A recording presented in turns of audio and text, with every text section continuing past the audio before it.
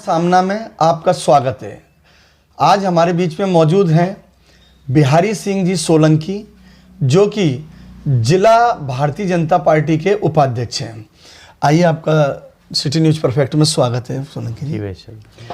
आपसे काफ़ी लोग ये जानना चाहते हैं और अधिकतर लोगों की शंका है कि आपने जब पिछली बार नगरपालिका चुनाव में आप आए तो लोगों के बीच में अचानक आए। क्या भाजपा में आपकी ज्वाइनिंग थी? अचानक कैसे आपको नगरपालिका का टिकट मिला? मैं इस विचार परिवार में 2000 से काम कर रहा था, लेकिन मैं श्योपुर ज़िले के बाहरी जहाँ पार्टी मुझे भेजती थी, तो मैं पार्टी की विचारधारा के अनुरूप उसके एजेंडे पे काम करता था। फुल टाइमर होते हैं जो पूर्णकालिक अपना घर परिवार छोड़ के और इस पार्टी के लिए काम करते हैं। तो मैं 14 साल मैंने घर छोड़ करके काम किया। श्योपुर में मैं आया था तो प्रमुख लोग तो जानते थे, लेकिन उन्होंने राजनीतिक एजेंडे के तहत कुछ मुद्दे बना के और ऐसा प्रचार किया।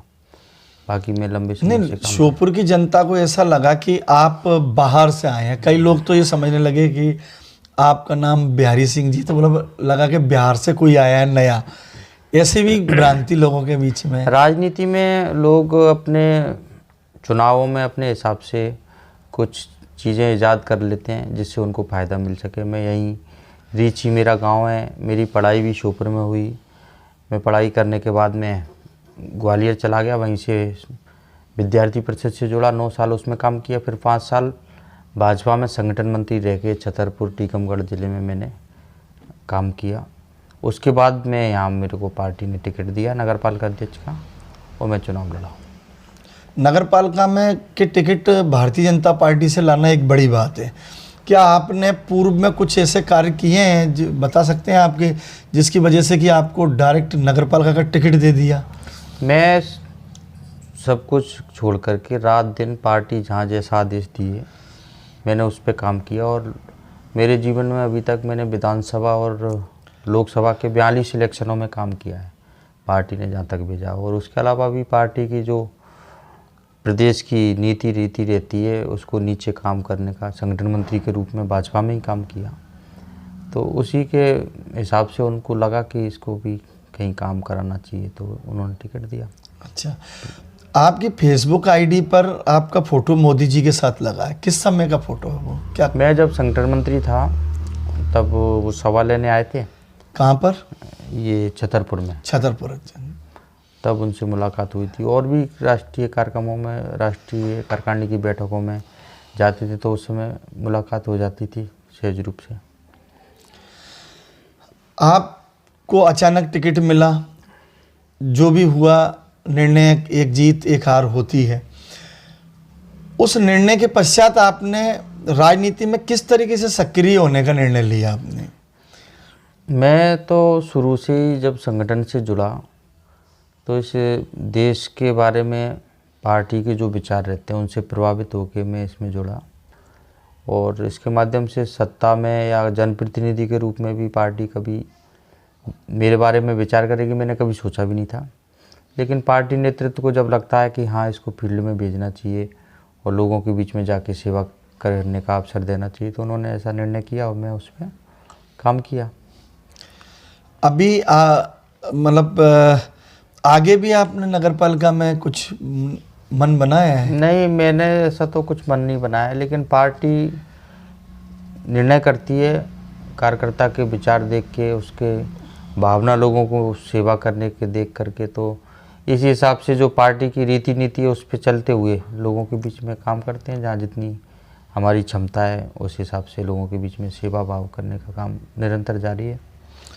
चलो, किसी कारणवश आपको जो है नगरपालिका अध्यक्ष का जो टिकट मिला था सफल नहीं हो पाए। आपके मन में ऐसे क्या काम थे, अगर आप नगरपालिका अध्यक्ष बन जाते तो आप उनको करते? अगर श्योपुर के लिए नगरपालिका अध्यक्ष बनने का अवसर मुझे मिलता, जनता मौका देती, तो इस श्योपुर की दिशा बदलने का काम करते। उसमें बहुत सारी चीज़ें हैं। श्योपुर में विकास को लेकर के जो धारणा है, कुछ काम रमेश जी ने किए थे यहाँ, लेकिन विकास के एजेंडे पे जनप्रतिनिधियों का जागरूक कम ही रहे हैं जैसा मेरे को लगा। लोगों ने काम किए हैं ऐसा नहीं है। तो ये श्योपुर को स्वच्छ बनाने का जो संकल्प था, सुंदर बनाने का, इसको एक अच्छा शहर विकसित करने के रूप में जो कर सकते थे, क्योंकि मैं 14 साल तक बाहर ही रहा तो पूरे देश में मेरा जाना हुआ, तो जो अच्छे शहर दिखते हैं हाँ, उस शहर के रूप में इसको साकार करने के सपने हैं। उसमें बहुत सारी चीज़ें हैं, पेयजल से लेके सीवर लाइन है, अभी बाईपास रोड की भी जो दुर्दशा है, अभी एक पार्क बना है उसको भी और अच्छे से विकसित करने का काम हो सकता था। और बहुत सारी कॉलोनियाँ हैं जिसमें आज भी हम जा कर के देखते हैं, पक्कड़ चौराहे से लेकर के अंबेडकर नगर, इधर अपन वार्ड नंबर 17 में यहाँ पास में ही जो अपना आदिवासी वार्ड के रूप में आरक्षित है। तो बहुत काम करने की आवश्यकता यहाँ महसूस होती है। श्योपुर की जनता इतनी भोली और सीधी है कि जब उसके वार्ड में काम होता है तो वो ये तक नहीं देखती कि 8 इंच की सीसी स्वीकृत है तो वो 5 इंच की डल रही है, उसमें कितना सीमेंट और गिट्टी डलना चाहिए, तो वो देखते ही नहीं है। तो वास्तव में ईमानदारी से यहाँ काम करने की बहुत आवश्यकता है। ऐसा भी हो सकता है कि वो अधिकारियों पर पूरा विश्वास करते हो। हाँ, करप्शन भी बहुत बड़ी मात्रा में यहाँ देखने में आता है, क्योंकि जनता का सीधे होने का नाजायज़ फ़ायदा बहुत बड़ी मात्रा में यहाँ अधिकारी भी उठाते रहे हैं, उसमें जनप्रतिनिधि भी इन्वॉल्व रहे हैं। खुलेआम जो भ्रष्टाचार का वो है बंदरवाट, उसको लेकर यहाँ संघर्ष भी हुए हैं। कभी कभी ये बात बहुत बुरी लगती है, जैसे आपने कहा कि जनप्रतिनिधि भी इन्वॉल्व रहते हैं। जनप्रतिनिधि तो जनता की सेवा के लिए है। जनप्रतिनिधि जनता की सेवा के लिए है, लेकिन हम सब जानते हैं कि वो परसेंटेज को लेकर के जो ठेकेदार काम करते हैं, खुलेआम सबको पता है 20 से 25% नगर पालिका में लोगों ने लिए हैं, चाहे उसमें सीएमओ रहे हों, नगर पालिका अध्यक्ष रहे हों, ये बात किसी से छुपी नहीं है, सब अच्छी तरह से जानते हैं। जब तक उनका परसेंटेज नहीं मिलता वो उस काम को बढ़ने नहीं देते। वैसे नहीं होना चाहिए अगर आप ऐसा कह रहे हैं, क्योंकि इतना परसेंटेज तो मेरे को भी थोड़ा विश्वास नहीं होता, पर अगर लगता है तो वास्तव में जो है ये जनता के लिए बहुत ही नुकसानदायक चीज़ है। अभी आप देखोगे कि श्योपुर शहर में 2 बाईपास, एक बाईपास पर जो पार्क बना उसमें 60 लाख से ज़्यादा मिट्टी डलवा दी।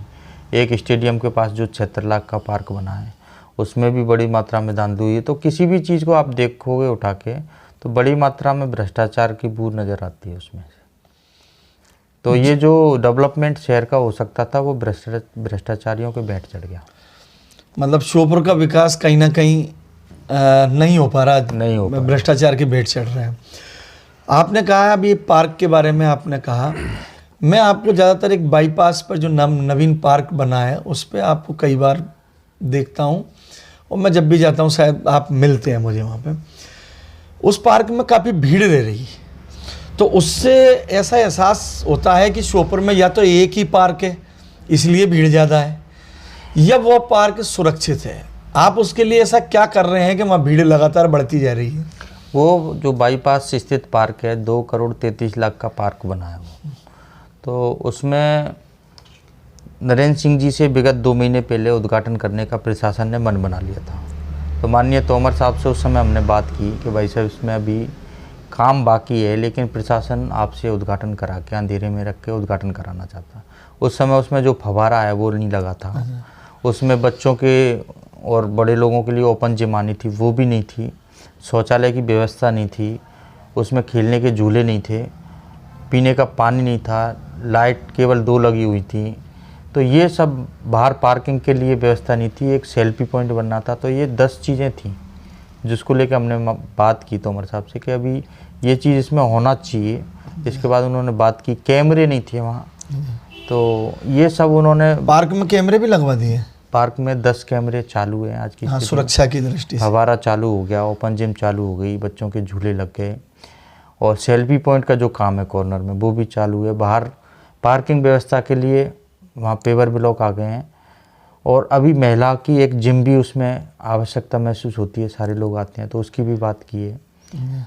और कुछ अपने स्पोर्ट्स के जो गद्दे कराटे के बहुत 10 लाख के गद्दे यहाँ पड़े हुए हैं, यहाँ आ गए, लेकिन आज तक वो किसी के काम नहीं आए, क्योंकि स्पोर्ट्स अधिकारी का ये कहना कोई रिस्पॉन्सिबिलिटी लेने तैयार नहीं, हम देने तैयार हैं। तो उसकी बात भी अभी कलेक्टर महोदय से महावीर सिंह जी के साथ में जाके अभी हमने की थी, तो वो भी हैंड ओवर करेंगे। तो ये ज़्यादा से ज़्यादा लोगों के जो चीज़ आई है ज़िले में वो उनके उपयोग में आए, तो बाईपास पार्क बहुत अच्छा पार्क बने, और भी शहर में बहुत सारी चीज़ें। नहीं, वास्तव में ये चर्चा का विषय है कि बाईपास पर जो पार्क बना है वो अच्छा बना है और लगातार भीड़ बढ़ती जा रही है, तो कहीं ना कहीं लोगों को उसका लाभ मिल ही रहा है।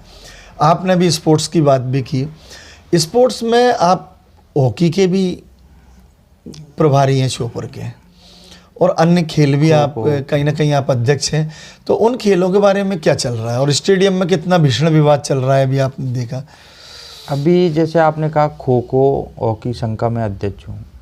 खो खो से मोदी जी का जो खेलो इंडिया, उसमें से एक बच्चा सिलेक्ट हुआ है श्योपुर से, जिसको 10,000 रुपये स्कॉलरशिप प्रति महीने मिलती है। बहुत सारे बच्चे राज्य स्तर पे और अंतर्राज्यीय स्तर पे गए हैं, हॉकी में भी हैं और फुटबॉल भी। यहाँ बहुत सारे बच्चे वहाँ राज्य स्तर पे खेलने गए हैं, लेकिन दुर्भाग्य यह है कि श्योपुर में अभी तक फुटबॉल का कोई ग्राउंड नहीं था, हॉकी का भी कोई ग्राउंड नहीं है। खो खो का जो ग्राउंड है वो देहात थाने के पीछे बच्चे वहाँ खेलते हैं खुद की व्यवस्था से। बिल्कुल। तो एक जो स्टेडियम है क्रिकेट के लिए जो बना है, तो फुटबॉल के बच्चे भी वहाँ खेलते हैं। तो स्पोर्ट्स ऑफिसर और एसपी साहब ने कहा कि यहाँ इसमें केवल क्रिकेट के बच्चे खेलेंगे, फिर ये बाकी भी तो बच्चे हैं।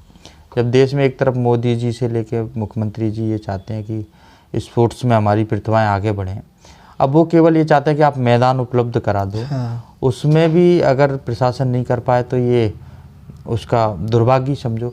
इसको लेके बात भी की अभी कलेक्टर, एसपी और स्पोर्ट्स ऑफिसर ने। ये स्टेडियम बनाया तो नगरपालिका ने था ना?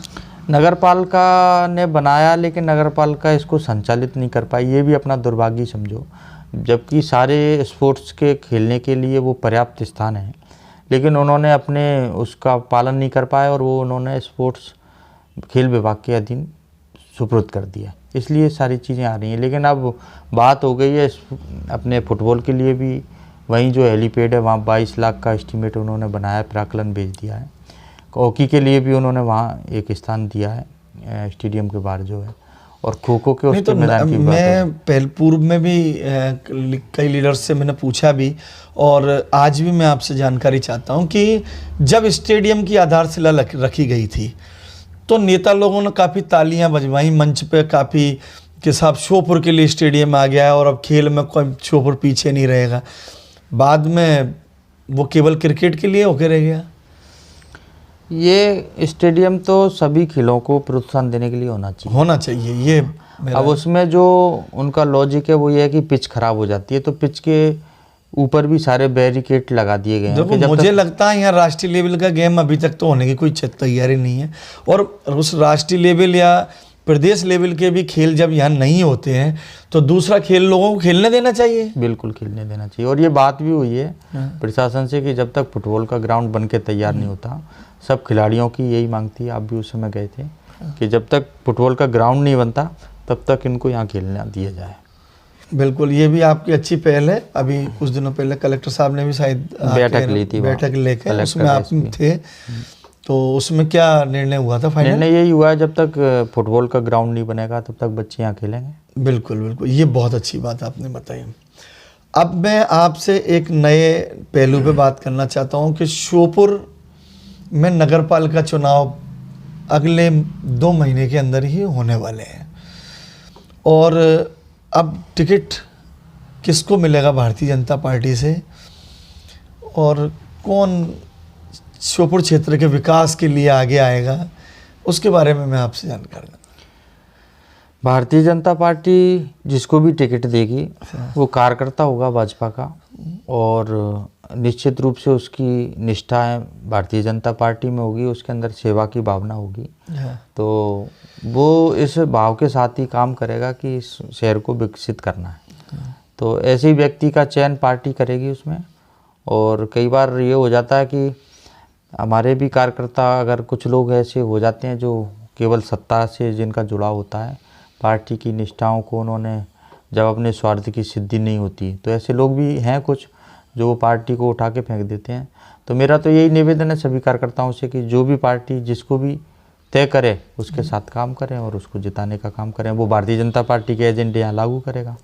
तो पिछली बार जैसे अपने सरकार थी लेकिन नहीं बन पाई तो उसका नुकसान शहर को हुआ, इस बार ऐसा नहीं होगा, ऐसी अपेक्षा है। बिल्कुल, सरकार, अब तो सरकार है और केंद्र में भी सरकार है। श्योपुर काफ़ी दिनों से इंतज़ार कर रहा है कूनों में शेरों का और बड़ी रेल का। और जैसा कि आपसे कई बार बात हुई है और अभी भी आप बता रहे हैं कि सांसद जी से, नरेंद्र सिंह तोमर जी से आपकी बात लगातार होती रहती है, तो अब तो वो केंद्र में काफ़ी बड़े मंत्री हैं।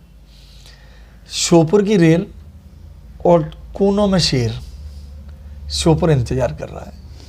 बिल्कुल सही बात है। और रेल का काम तो शुरू भी हो गया है। आप अगर बामोर तक उधर जाना आपका हो तो उधर पूरा तेज़ गति से काम चल रहा है। और ये बड़े कामों में ये बात सही है कि टाइम लगता है। तो रेल का जो सर्वेक्षण के लिए जितनी राशि देनी थी वो राशि उन्होंने दी है। वो काम में गति भी है, तो निश्चित समय में ये काम पूरा होगा, ये पूरा विश्वास है, इसमें कोई कहीं कमी नहीं है। दूसरी रही शेरों की बात, तो इसमें 3 बार जो इसके अपने पर्यावरणविद रहते हैं, इसमें शेरों के लिए अनुकूलता है कि नहीं। 3 बार कमेटी गठित हुई कि तीनों मौसम में उसकी अनुकूलता गई है। तो एक रिट गुजरात से किसी एनजीओ ने लगाई है, अच्छा, सुप्रीम कोर्ट में। तो उन्होंने यही कहा कि वहाँ अनुकूलताएं नहीं है, तो उसके कारण थोड़ा सा व्यवधान है। सरकार की, मध्य प्रदेश सरकार की भी पूरी मंशा है और हमारे प्रदेश के नेतृत्व में माननीय तोमर साहब, सीएम साहब ने भी इसके लिए बात की है। तो सुप्रीम कोर्ट में ये थोड़ा सा व्यवधान जो पैदा एनजीओ ने किया है, जो शेरों के लिए लड़ाई लड़ते आए हैं, उनका ये कहना था कि वहाँ अनुकूलताएं नहीं है। अनुकूलता की रिपोर्ट चली गई तो उन्होंने कुछ दूसरे क्वेश्चन उठाए, तो उसके समाधान होने के बाद ये बात कहीं ना कहीं इसलिए मानने लायक नहीं है कि अगर अनुकूलता नहीं होती तो सेंचुरी यहाँ बनाई ही नहीं जाती। नहीं, अनुकूलता है पहले, हाँ, पहले अनुकूलता देखी गई होगी, तभी शासन ने यहाँ पर बजट भेजा और पालपुर में कई गांव हटाकर नहीं, ये बात सेंचुरी बनाई। आपकी बात सही है, अनुकूलता है। और जो पर्यावरणविद हैं उन्होंने इस बात की रिपोर्ट भी सबमिट कर दी है, सुप्रीम कोर्ट में वो शामिल भी कर ली गई है। लेकिन इसके बाद वहाँ के जो एनजीओ हैं उन्होंने कुछ और क्वेश्चन उठाए, तो उस पर अभी थोड़ा सा और समय लगेगा, लेकिन शेर जरूर आएंगे। बिल्कुल। श्योपुर के विकास में बड़ी बड़ी बातें की जाती हैं, लेकिन श्योपुर का जो ट्रैफिक है और ख़ास तौर से मेन बाजार का, वो बेहद ख़राब है। उसके लिए जिम्मेदार कौन है? श्योपुर का मार्केट पहले सकड़ा था इससे, लेकिन रमेश जी ने उसको, अपने जो मीरा भाभी जी अध्यक्ष थी उस समय प्रयास करके कुछ अतिक्रमण जो था वो हटाने का काम हुआ। लेकिन शहर में नगरीय प्रशासन काफ़ी हद तक जिम्मेदार होता है, उसकी अधिकार भी होते हैं, तो कहीं ना कहीं नगर प्रशासन की उदासीनता इसमें दिखाई देती है।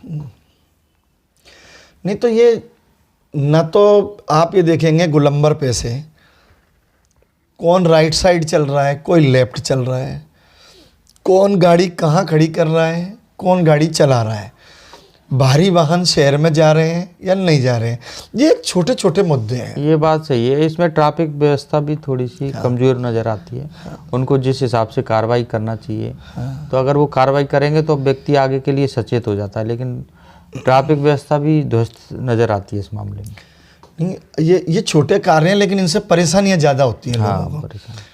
जे आप लीडर हैं, श्योपुर के जिम्मेदार व्यक्ति हैं, एक बड़ी पार्टी के उपाध्यक्ष हैं, तो जिस तरीके से आपने अभी बताया कि हम पार्क पे ये ध्यान दे रहे हैं, ऐसे श्योपुर में भी ध्यान देने की आवश्यकता है या नहीं है? नहीं, आवश्यकता है, और इसमें सबको मिलकर ध्यान देने से ही इसका सकारात्मक परिणाम आएगा सारे लोगों का। अब कई बार जो दुकानदार हैं उनकी भी बाइकें खड़ी रहती हैं, तो ये सब समस्याएं हो जाती हैं उसमें। दुकानदारों को भी बाइक कहीं ना कहीं खड़ी करना चाहिए अगर ट्रैफिक जाम में। उसके लिए प्रशासन अगर उनको व्यवस्था बना के देगा, जैसे अभी बीच में प्रतिभा पाल जब कलेक्टर थी, हाँ, तो उन्होंने जो पुराना हॉस्पिटल है, हाँ, उसको पार्किंग के रूप में डेवलप करने की बात करी थी। हाँ, उनके जाने के बाद वो काम सब स्थगित हो गया और उस पर अभी तक कोई अमल नहीं हो पाया। पार्किंग की भी हुई थी और हॉस्पिटल में से भी एक रास्ता निकालने की बात हुई थी, और शायद ये जो बाईपास पे पार्क बना ये भी उसी टाइम पे तेजी आई थी इसमें। हाँ। तो ये तो माना जा सकता है कि अगर कोई प्रभावी अधिकारी आ जाए तो काम में भी स्पीड काम में गति आती है। अभी नगर पालिका में वैसे जब से ये मिनी अग्रवाल जी आई हैं तब से मैंने देखा है कि कुछ साफ सफाई और राजस्व वसूली का भी काफ़ी चर्चा में रहता है। तो इस राजस्व का कुछ लाभ होगा शहर को? नहीं, बिल्कुल, राजस्व जब वसूली होती है तो उसका पैसा तो शहर के विकास में ही लगता है। तो अभी वसूली ठीक हुई है तो उसका आगे आने वाले समय में सदुपयोग होगा तो निश्चित रूप से शहर को लाभ होगा। अब मैं हमारे चैनल के माध्यम से आपसे निवेदन करूंगा कि आप जनता को ये बताएं कि श्योपुर में अगर आपको कभी मौका मिला या भारतीय जनता पार्टी को कोई नगर पालिका अध्यक्ष मिलता है पुणे, तो क्या विकास की संभावना है, आप क्या करना चाहेंगे?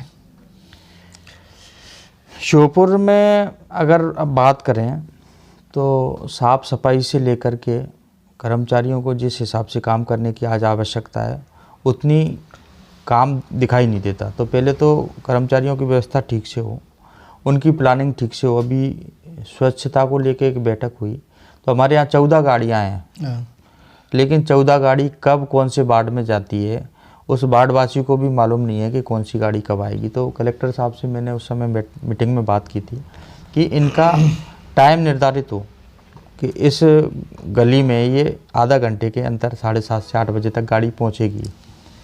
तो अगर समय पे गाड़ियां पहुंचेंगी तो व्यक्ति कचरा को फिर गाड़ियों में ही डालेगा।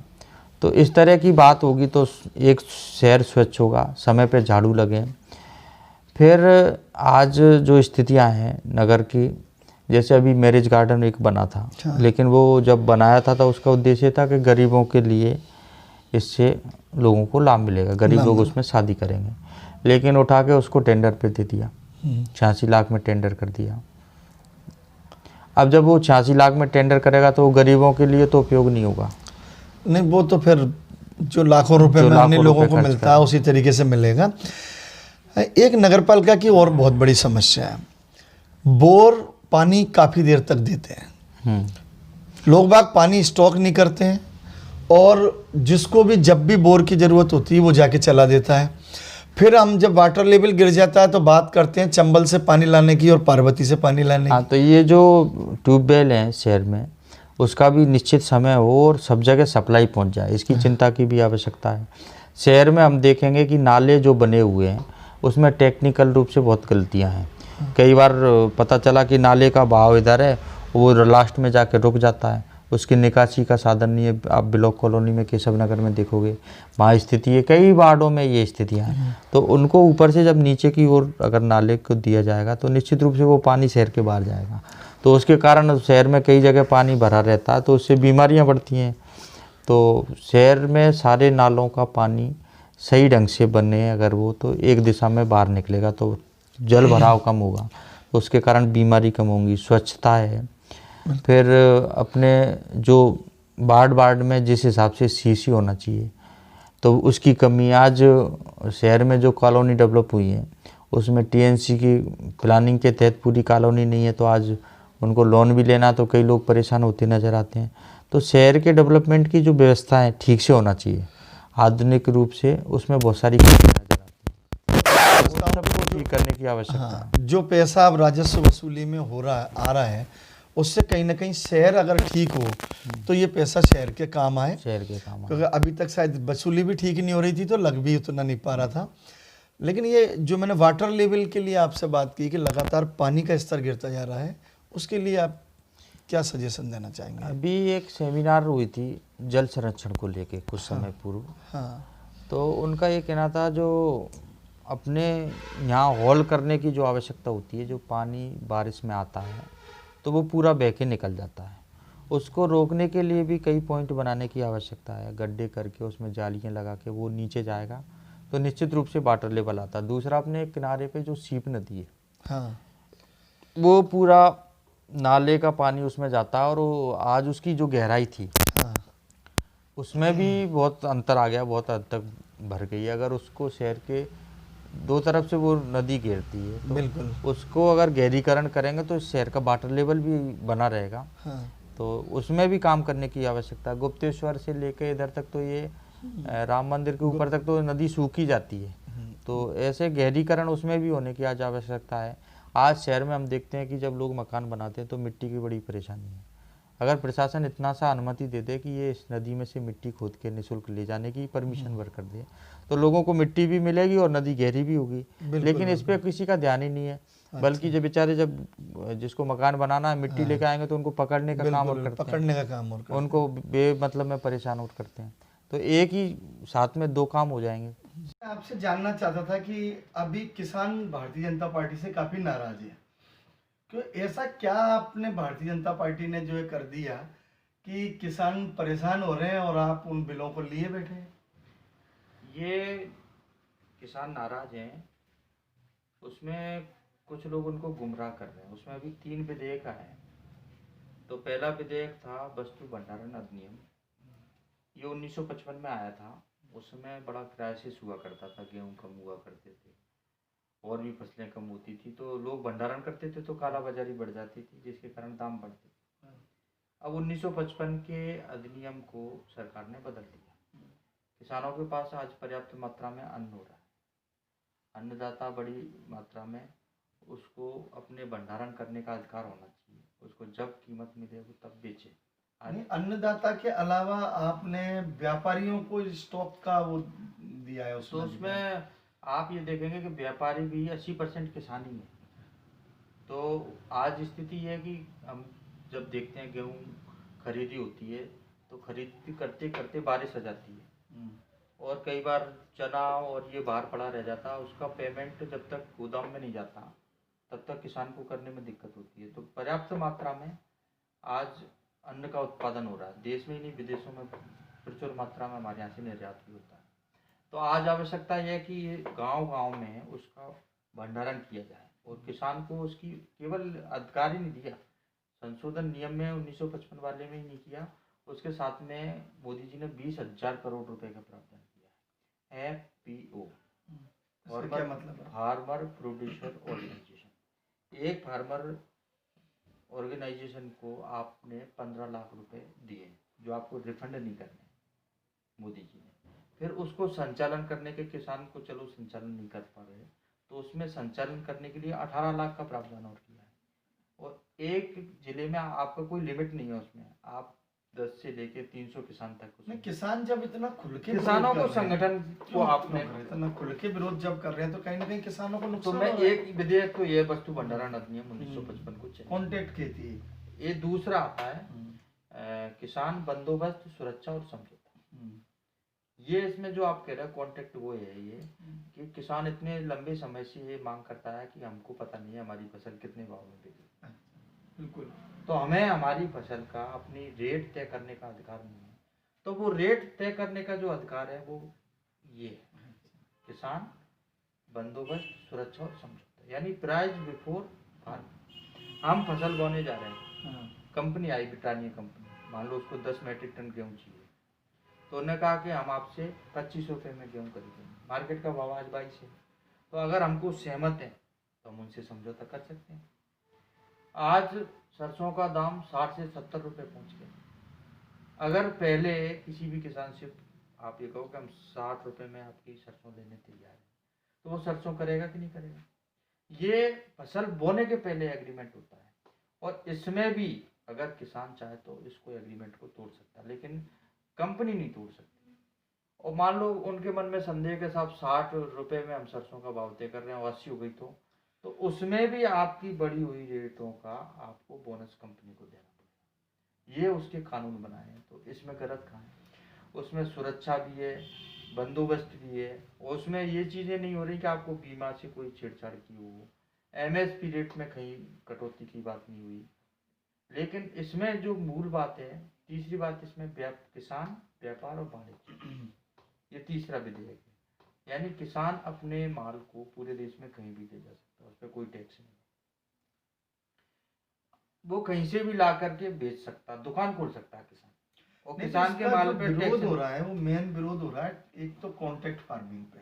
कॉन्ट्रैक्ट फार्मिंग पे कि अगर कॉन्ट्रैक्ट किसान ने कर लिया और बाद में रेट अधिक हो गई तो उससे पुराने तो अधिक रेट में ही किसान कॉन्ट्रैक्ट करेगा, कम में नहीं करने का कोई व्यवस्था नहीं है वो उसके लिए उसकी इच्छा, उसकी सहमति आवश्यक। दूसरा जो सबसे बड़ा पॉइंट है जिसका किसान विरोध कर रहे हैं वो कर रहे हैं बाहर बेचने पर किसी किसान ने किसी को माल बाहर बेच दिया मंडी के अलावा, और वो व्यापारी गायब हो जाता है, जैसा कि कई बार दिवालिया हो जाते हैं लोग या गायब हो जाते हैं माल लेकर, तो उसकी जिम्मेदारी फिर कोई नहीं लेगा ना। नहीं, ऐसा नहीं है कि आप जब माल बेचोगे तो उसको देने का अधिकार तो उसको है ही। आज व्यापारी अगर मंडी से भी गायब हो जाते हैं, बहुत सारे लोग हैं, उस पर कोई क्या करेगा? मंडी में केस का काम है ना, तो केस का ही अगर काम है कोई इसमें। बाहर लेगा तो वो उधार भी ले सकता है। नहीं, ये तो किसान की सहमति के ऊपर है, उसमें किसान मजबूर थोड़ी है। किसान की इच्छा होगी वैसे किसान करेगा, किसान स्वतंत्र है। तो इसमें कहीं भी ये गुमराह करने वाली बातें हैं, इसमें जो भी बातें आ रही हैं। दूसरा, इसको किसानों को MSP 1964 से मांग रही है कि इसको कानून बनाया जाए। हाँ। अब तक जितने भी दलों की सरकारें रही हैं, उसमें कांग्रेस से लेकर सारे, उन्होंने कभी बात नहीं की। अब विपक्ष में आके वो शुभचिंतक हो रहे हैं, तो वो गुमराह करने का काम कर रहे हैं। बल्कि अभी तक तो यही हुआ है कि जो तीनों विधेयक हैं, इसको बरसों से इसकी आवश्यकता थी।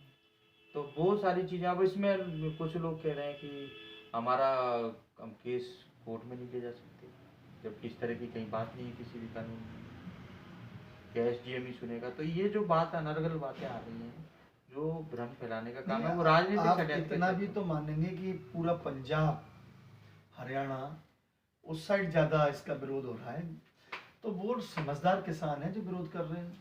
नहीं, अपन ये नहीं कहेंगे कि समझदार हैं कि नहीं है, लेकिन उसकी जो मूलभूत बातें हैं, उसमें कोई भी बात ऐसी नहीं है जिससे किसान को नुकसान हो। फिर विरोध क्यों हो रहा है? अब विरोध गुमराह किया जा रहा है, ये राजनीतिक षड्यंत्र के तहत। जो लोगों को मोदी जी की नीतियां समझ में नहीं आती, उनका काम, जैसे विपक्ष का काम हमेशा विरोध करना ही रहता है। उनको अच्छी बातें हो तो भी विरोध करना है, उनको गुमराह करना है। उस बातों पे ध्यान न देकर के उसकी सत्यता पे अगर ध्यान दिया जाएगा तो वो लोग गुमराह नहीं हो रहे। आज पूरे देश में इस तरह की जो मानसिकता है वो बहुत ज़्यादा नहीं है। इसके बाद में भी भाजपा की सरकारें बिहार में बनी है और भी जगह बनी है। बिल्कुल, धन्यवाद, आप श्योपुर सिटी न्यूज परफेक्ट पे पधारे। ये थे बिहारी सिंह जी सोलंकी, जो कि भारतीय जनता पार्टी के जिला उपाध्यक्ष हैं। इनका कहना है किसानों को गुमराह किया जा रहा है, किसान अगर समझे तो यह कानून उनके लाभ के लिए है। बहरहाल राजनीतिक पार्टियों का प्रतिद्वंद जारी है और किसानों का भी विरोध जारी है। देखते रहिए श्योपुर सिटी न्यूज परफेक्ट।